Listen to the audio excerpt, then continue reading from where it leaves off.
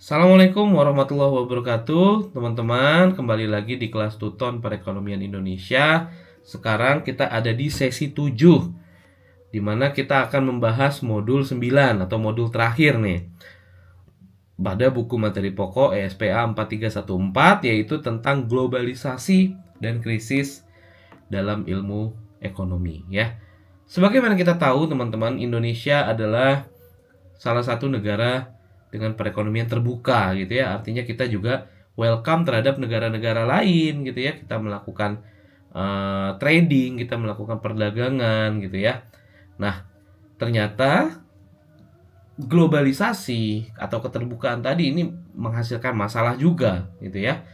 Jangan sampai ternyata globalisasi ini justru merugikan rakyat sendiri, karena kita akan kebanyakan import.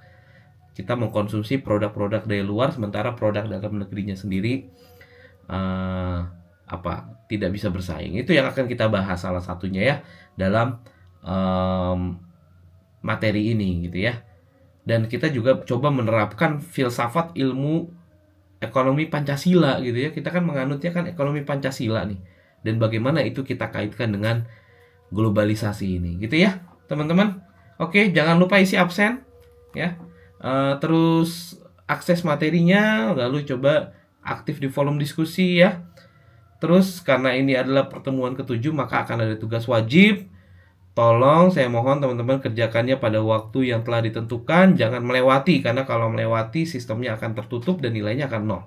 Oke, saya ucapkan selamat belajar, semoga kita dimudahkan semua ya dalam kegiatan tuton ini, baik tuton perekonomian Indonesia maupun tuton-tuton lainnya.